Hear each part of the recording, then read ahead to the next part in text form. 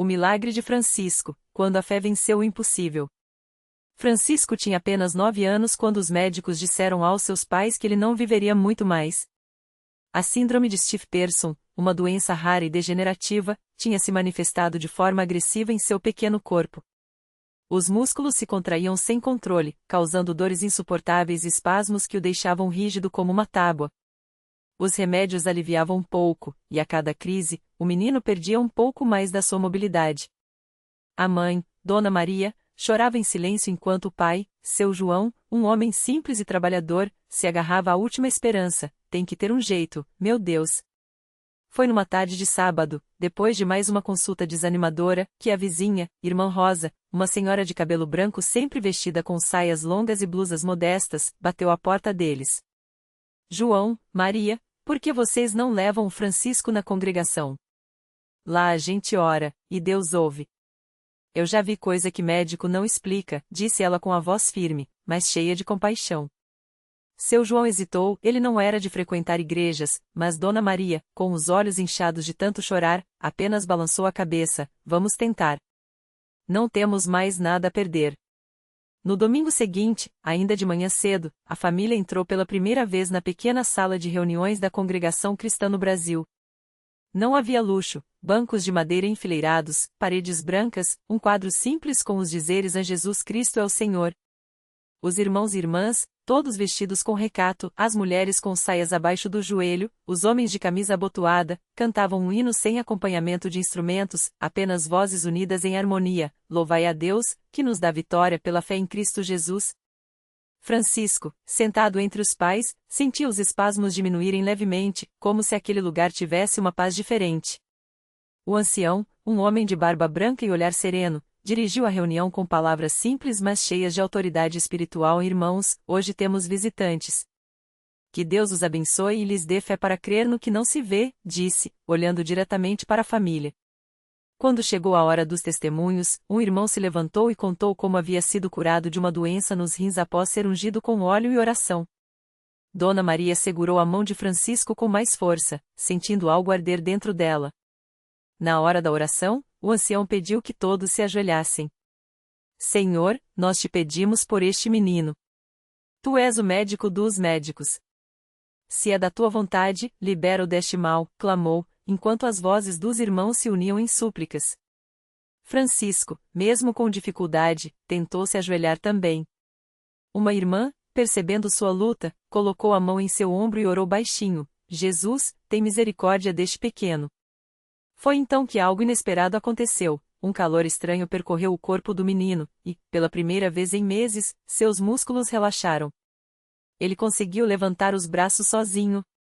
As semanas seguintes foram de luta e fé. Francisco passou a ir a todos os cultos, mesmo quando as crises voltavam. Os irmãos o recebiam com carinho, sempre orando por ele. Num domingo, durante a Santa Ceia, enquanto o pão era partido em memória do sacrifício de Cristo, Francisco sentiu uma força nova. Mãe, eu quero ser batizado, disse-ele de repente, com uma clareza que surpreendeu a todos. Dona Maria chorou ao ver o filho, antes tão frágil, ser mergulhado nas águas pelo ancião, emergindo com um sorriso que não era só de alegria, mas de uma paz profunda. O milagre não veio de uma vez, mas veio. Os espasmos foram diminuindo, os médicos ficaram perplexos com a melhora inexplicável, e, em poucos meses, Francisco voltou a correr, a brincar, a viver como qualquer criança. Num culto de ação de graças, ele mesmo se levantou para dar seu testemunho, com a voz trêmula mas firme: eu pedi a Jesus, e ele me curou. Não foi médico, não foi remédio. Foi Deus. A congregação inteira chorou, e o ancião, com os olhos brilhando, disse apenas: assim é a fé, irmãos. Deus não desampara os seus. Hoje, anos depois, Francisco é um jovem que serve na igreja. Ele ajuda a organizar os hinos, visita os doentes e, sempre que pode, conta sua história para quem está desanimado. Muitas pessoas procuram milagres, mas esquecem que o maior milagre é a fé que nos sustenta quando tudo parece perdido, costuma dizer. A lição que ficou não foi só para Francisco, mas para todos que o viram sarar: Deus não muda, e sua igreja, simples, humilde, cheia do Espírito, ainda é o lugar onde os impossíveis se tornam possíveis. Não por mérito humano, mas pela graça daquele que ouve o clamor dos que confiam nele. E assim, entre hinos cantados à capela, orações fervorosas e irmãos que se amam sem interesse, a congregação cristã no Brasil continua sendo, para muitos, o refúgio onde a esperança nunca se apaga. Era uma tarde de domingo quando Francisco chegou mais cedo à igreja para ajudar a preparar o culto. Enquanto arrumava as cadeiras, notou um homem sentado nos fundos, com o rosto marcado pela tristeza.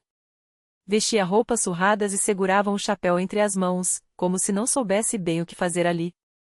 Francisco reconheceu aquele olhar perdido, o mesmo que ele próprio tivera anos atrás, quando a dor e a dúvida quase o afastaram de Deus. Aproximou-se com calma e sentou-se ao lado do estranho. Tudo bem, irmão? Precisa de alguma coisa? O homem, chamado Antônio, olhou para ele com olhos úmidos e contou, em voz baixa, que havia perdido o emprego havia meses. A família passava necessidade, e ele já não tinha forças para continuar buscando solução. Até minha fé está fraca, moço. Não sei mais nem orar direito. Francisco não ofereceu palavras vazias. Em vez disso, colocou a mão no ombro do homem e disse: eu também já achei que Deus tinha me esquecido. Mas foi aqui, entre esses bancos, que ele me mostrou que nunca desiste da gente. Então, convidou Antônio para entrar e participar do culto. Vem, irmão. Hoje pode ser o seu dia. Durante a pregação, o pastor falou justamente sobre a providência divina nos momentos de escassez. No final, como de costume, os irmãos se reuniram em círculo para orar uns pelos outros. Francisco puxou Antônio pelo braço e o levou até o meio da roda.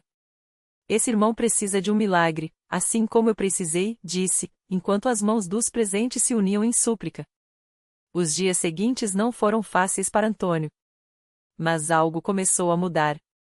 Primeiro, um irmão da igreja lhe ofereceu trabalho temporário em uma oficina mecânica.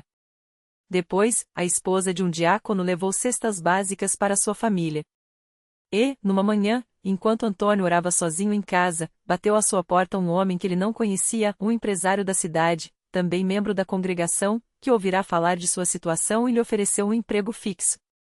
Deus me mandou aqui, disse o homem, simples assim.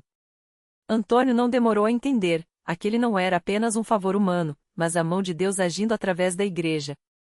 Assim como acontecerá com Francisco anos antes, ele viu que o milagre não era só a resposta, mas o caminho, a fé que renasce quando nos deixamos levar pela comunidade que ora, que divide o pão e que não desiste de acreditar. Hoje, Antônio e sua família são assíduos na congregação. Ele mesmo já levou outros desesperançados para os cultos, repetindo as mesmas palavras que ouvirá de Francisco: aqui, Deus ainda faz o impossível. E assim, como um rio que não cessa de correr, as histórias de transformação se multiplicam. Não por acaso, nem por sorte, mas porque há um lugar onde a fé é viva, onde o amor não é só palavra e onde, a cada domingo, mais alguém descobre que, mesmo nas trevas, a luz nunca se apaga. Na mesma congregação, a alguns bancos atrás de Antônio, sentava-se Dona Maria, uma senhora de mãos calejadas e olhos cansados de tanto chorar. Há 3 anos, seu filho mais novo, Lucas, de apenas 18 anos, havia se envolvido com as ruas. Drogas, brigas, noites sem voltar para casa, cada ligação da polícia era um golpe no seu coração. Ela já havia tentado de tudo, conselhos, ameaças, até mesmo internatos, mas nada adiantava. Atendendo ao desespero de uma amiga da igreja, certo domingo, ela entrou arrastando os pés na congregação, mais por obrigação do que por fé. Não falou com ninguém. Só chorou, encolhida no banco, enquanto o coral cantava Deus é fiel, ele não falha, mesmo quando a dor é grande demais. Foi então que a irmã Cláudia, uma obreira de sorriso tranquilo, sentou-se ao seu lado sem pedir licença. Não fez perguntas, não deu sermão. Apenas segurou sua mão e sussurrou: Deus vê suas lágrimas, minha irmã. E Ele não vai deixar você sozinha. Dona Maria não acreditou de início. Já tinha ouvido promessas antes. Mas algo naqueles olhos cheios de paz a fez voltar no domingo seguinte. E no outro. Até que, numa quarta-feira de jejum, enquanto as irmãs oravam em círculo por ela, algo dentro dela quebrou. Não foi um choro alto, nem palavras bonitas, foi um suspiro fundo, como se ela finalmente entregasse o fardo que carregava sozinha. Senhor, se o Senhor existe mesmo, salva meu filho, murmurou entre lágrimas. Naquela mesma noite, Lucas apareceu em casa. não bêbado, não agressivo. Magro, sujo, mas com um olhar diferente. Mãe, eu tô cansado, foi tudo o que disse antes de desabar no sofá. Dona Maria não perguntou nada. Apenas o abraçou como se fosse a última vez, enquanto no fundo da alma ouvia um eco: espere em mim. Os dias seguintes não foram fáceis. Lucas tremia, tinha pesadelos, mas dessa vez, não estava sozinho. Irmãos da igreja o visitavam, levavam comida, oravam com ele. O pastor o incluiu num grupo de jovens que havia passado pelas mesmas lutas. Não foi um milagre instantâneo, foi um milagre de paciência. Cada pequeno passo, um emprego como servente de pedreiro, as noites em casa se tornando mais frequentes, até o dia em que Lucas, com voz trêmula, subiu ao púlpito para contar sua história. Eu achava que ninguém ia me querer de volta. Mas aqui, eles não desistiram de mim. Nem quando eu desisti de mim mesmo. No banco, Dona Maria chorava sem vergonha, enquanto as irmãs ao redor a abraçavam. Não era só o filho que havia voltado, era a esperança que ela pensava ter perdido para sempre. Agora, toda semana, Dona Maria e Lucas chegam cedo para ajudar a arrumar as cadeiras. Ele, que antes fugia até do próprio nome, hoje é quem estende a mão para outros jovens que chegam quebrados. Se Deus fez por mim, faz por você também, repete, como um eco das palavras que um dia salvou sua mãe. E assim, a igreja continua sendo esse lugar onde as histórias se entrelaçam. Onde o Antônio que quase perdeu a filha agora ora pelo Lucas que quase perdeu a vida. Onde a irmã Cláudia, que um dia foi curada de uma depressão que a deixou acamada por meses, hoje segura a mão de quem chega desamparado. Não são coincidências. São sinais de que, quando o povo de Deus se une em amor, até os desertos mais secos podem florescer. Porque milagre não é só o que vemos, é o que nasce quando alguém, no meio da dor, ouve um chamado e responde: eis-me aqui. E a congregação, com suas portas sempre abertas, segue sendo esse lugar onde o eis-me aqui se torna o início de uma nova história. Naquela mesma semana, enquanto o sol se punha sobre o bairro simples onde a congregação cristã no Brasil se erguia como um farol, chegou uma família que parecia carregar o peso do mundo nos ombros. Era o casal Miguel e Ana, com seu filho Pedro, de apenas 7 anos. O menino, antes cheio de vida, agora mal conseguia se levantar da cadeira de rodas. Uma doença rara havia roubado suas forças, e os médicos, depois de tantos exames, só tinham uma palavra: incurável. Miguel, um homem de poucas palavras mas de fé inabalável, tinha ouvido falar dos milagres que aconteciam ali. Não era superstição, era a última esperança. Quando entrou na igreja, sentiu algo diferente no ar, como se cada parede sussurrasse: aqui, Deus ouve. Ana, com lágrimas nos olhos, apertava contra o peito uma foto de Pedro correndo no parque, antes da doença. Senhor, se o Senhor quiser, pode curar meu filho, ela murmurou, enquanto as irmãs a abraçavam sem nem precisar conhecer sua história.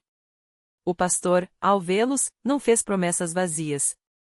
Apenas disse: vamos orar juntos. Deus conhece o nome do Pedro. E assim foi. Naquela noite, a igreja inteira se ajoelhou.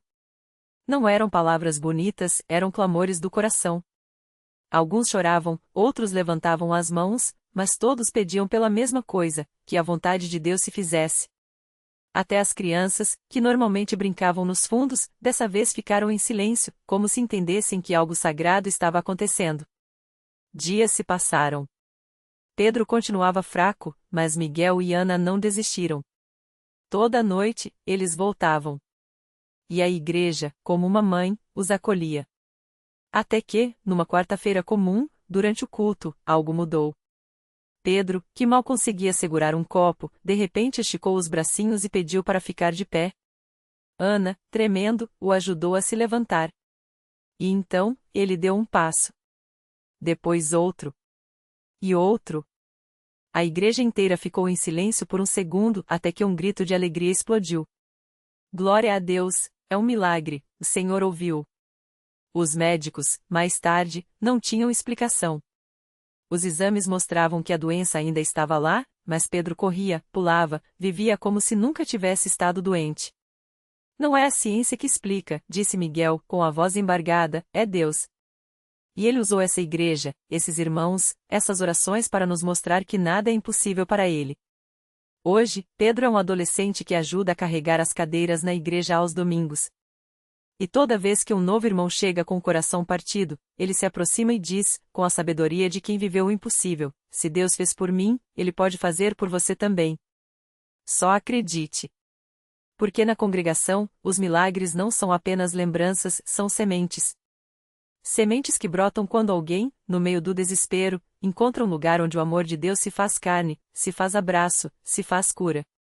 E assim, a história continua, escrita não com tinta, mas com lágrimas de gratidão e sorrisos de quem descobriu que, nas mãos do Pai, até as feridas mais profundas podem se transformar em testemunhos de vitória. Na mesma igreja onde Pedro encontrou sua cura, uma mulher chamada Maria chegava todos os domingos com o peso de uma dor que parecia não ter fim. Seu filho, Lucas, de apenas 7 anos, havia nascido com uma doença rara que os médicos diziam não ter cura. As crises eram frequentes, e cada internação deixava Maria mais frágil, até que um dia, exausta, ela entrou na congregação não por fé, mas por desespero. Era uma noite de quarta-feira, e o culto já tinha começado. Maria sentou no último banco, com Lucas nos braços, enquanto o menino choramingava de dor. Ela não tinha forças nem para orar, apenas observava os irmãos cantando com tanta convicção que, por um momento, sentiu inveja daquela paz. Foi então que a irmã Clara, uma das obreiras, se aproximou com um sorriso tranquilo e estendeu as mãos. Deixe-eu segurar ele um pouquinho, filha, disse, com uma voz que parecia carregar o próprio consolo de Deus. Maria hesitou, mas algo naquela mulher a fez confiar. Assim que Clara tomou Lucas nos braços, o menino, que à hora se contorcia de dor, começou a se acalmar. Os olhos de Maria se encheram de lágrimas quando viu o filho, pela primeira vez em meses, dormir em paz. E foi então que o pastor, como se tivesse sido guiado por uma voz que só ele ouvia, interrompeu a pregação e apontou para eles. Há uma mãe aqui que precisa ouvir do Senhor: filha, a sua fé já te salvou. Leva o teu filho para casa, porque hoje a doença dele acabou. Um silêncio tomou conta do salão. Maria sentiu o coração disparar. Como? Era impossível. Mas quando olhou para Lucas, ainda nos braços da irmã Clara, viu que a respiração dele estava leve, o rosto sem sinais de dor. E então, como um rio que transborda, ela caiu de joelhos e chorou não mais de tristeza, mas de uma gratidão que não cabia em palavras. Naquela noite, Maria levou Lucas para casa sem precisar de mais remédios. Os exames que fizeram na semana seguinte deixaram os médicos atonitos, não havia mais vestígios da doença. E assim como Pedro, Lucas cresceu dentro da igreja, correndo pelos corredores que antes sua mãe entrava arrastando os pés de tanto cansaço. Hoje, Maria é quem abraça as mães que chegam com filhos doentes. Ela conta a história de Lucas não como algo do passado, mas como uma promessa viva: se Deus fez por mim, Ele não vai desistir de você. Porque na congregação, os milagres não são coincidências, são respostas. Respostas para quem, mesmo quando a esperança parece se apagar, escolhe acreditar que, onde há fé, Deus age. E a história segue, escrita não só nas páginas de um livro, mas no riso das crianças que foram curadas, nos olhos brilhantes dos que encontraram Jesus e nas mãos estendidas daqueles que, como Pedro e Maria, agora são instrumentos do mesmo Deus que o salvou.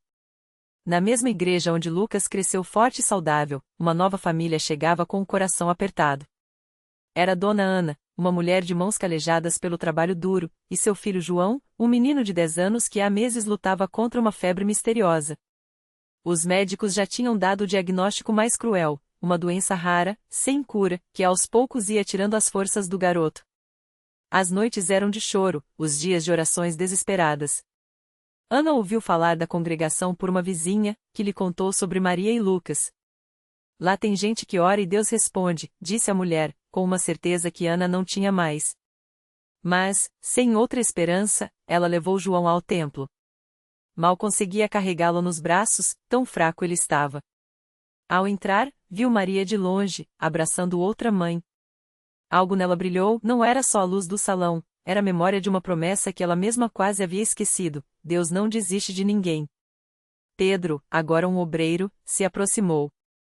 Reconheceu naquele olhar de Ana o mesmo desespero que já vira em Maria anos antes.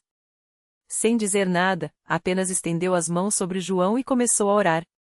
Não eram palavras bonitas, eram gritos de fé: Senhor, o Senhor que curou Lucas, que levantou minha mãe da cama, que transformou nossa dor em testemunho, toque neste menino. Não é pela nossa justiça, mas pela tua misericórdia. o salão inteiro parou. Até as crianças, que brincavam nos fundos, ficaram quietas, como se soubessem que algo grande estava para acontecer. De repente, João abriu os olhos. Não com o olhar vazio de quem acorda de um sono pesado, mas com um brilho que Ana não via há meses. Ele se mexeu, tentou se sentar. Mãe, eu tô com fome, murmurou. Ana não acreditou. Segurou o rosto do filho, sentindo a temperatura normal, a pele já não queimava.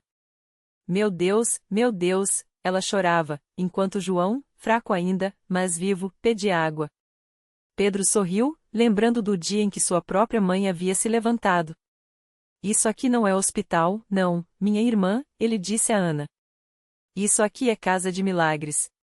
Nos dias seguintes, João foi ganhando força. Os exames, que antes mostravam um corpo sendo consumido pela doença, agora não revelavam mais nada. Os médicos não tinham explicação. Ana, por sua vez, tinha uma: Deus ouviu o clamor da minha alma. Ela não perdeu tempo. Voltou à igreja, não mais carregando um filho doente, mas trazendo outras mães que, como ela, não tinham mais para onde ir. Se Deus fez por mim, Ele faz por você também, repetia, como um eco das palavras de Maria. E assim, a história se repetia, mas nunca igual. Porque cada milagre na congregação tem um nome, um rosto, uma dor que virou alegria. Pedro, que já foi um menino assustado vendo a mãe definhar, agora era um homem que impunha as mãos sobre os enfermos com a mesma fé que um dia o salvou. Maria, que entrou arrastando os pés, hoje corre pelos corredores da igreja, não de cansaço, mas de pressa para abraçar mais um necessitado. E João? Bem, João agora é um daqueles garotos que corre pelos pátios da congregação, rindo, brincando, vivo. Quando perguntam como ele sarou, ele responde com a simplicidade das crianças: Jesus me curou. E ele cura todo mundo que acredita. Porque na congregação, a fé não é só uma palavra bonita nos hinos. É algo que se vê, nos olhos de quem foi levantado, nas lágrimas de quem encontrou consolo, nas mãos que se estendem não para pedir, mas para compartilhar a certeza de que, onde há um coração quebrantado, Deus está preparando um milagre. E a história não para. Sempre tem mais alguém chegando, mais uma dor sendo transformada, mais uma vida sendo escrita não pelo desespero, mas pela graça daquele que nunca desiste de ninguém. O milagre que não tem fim. E assim, o que começou como um suspiro de desespero tornou-se um coro de esperança. A mãe de João, que outrora carregava o filho nos braços como um fardo de dor, agora o via correr, saltar, viver não como uma sombra do que poderia ter sido, mas como a prova viva de que Deus escreve recomeços onde o mundo só vê pontos finais. Os médicos, incrédulos, revisitaram os exames, o tumor que devorava suas forças havia desaparecido. Não havia explicação médica. Só a marca de um dedo divino que, silencioso, reescreveu o destino daquele menino. Mas o milagre não era só de João. Era de cada mão que se uniu em oração nas madrugadas, de cada voluntário que serviu sopa com a mesma reverência com que serviria um rei, de cada história anônima que, como sementes, brotavam ali, a mulher que superou o vício, o pai que reencontrou o filho, o idoso que recuperou a vontade de acordar. Na congregação, os milagres não eram eventos isolados, eram o ar que se respirava, a certeza de que Deus não economiza graça. E a lição? Que a fé não é a ausência de tempestades, mas a coragem de dançar na chuva, sabendo que Ele está no meio dela. Que as cicatrizes não são sinais de derrota, mas mapas das batalhas que Ele já venceu por nós. João, com seus risos e suas pernas ágeis, era o lembrete: Deus não muda as circunstâncias para nos abençoar, Ele nos abençoa dentro delas. Porque a história não acaba aqui. Algum lugar, neste exato momento, há um coração quebrado que ainda não sabe que seu milagre já está a caminho. E quando ele chegar, seja como um abraço inesperado, uma porta que se abre ou um suspiro de alívio no peito, alguém vai olhar para trás e entender: Ele nunca nos deixou sozinhos. Nem por um segundo.